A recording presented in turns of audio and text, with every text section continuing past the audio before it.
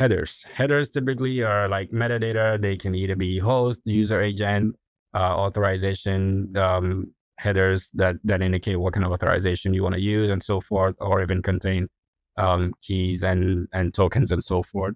And the body is pretty much like what you get when you want to send like a request to the server to perform an action. Say if it's an update to something, it's typically in a post request or using a post request or indicating like a put method and so forth. Let's talk about this on the right. So this is an example of a typical HTTP request. So there's HTTP. Oops, there's a request. You see that we have what we call get. There are several methods like which indicate what action the request itself is trying to do. So in a get, it's just simply saying, give me this resource. And in this example, we can say it's saying users login, blah, blah, blah. HTTP 1.1 is pretty much the HTTP version. Nowadays, there's HTTP 2.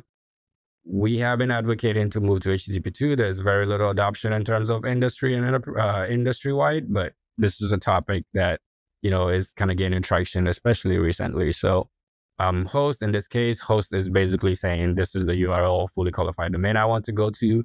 A user agent typically indicates what kind of browser or client that is coming from. So in this case, you can see is Mozilla 5.0, which is basically a Firefox browser.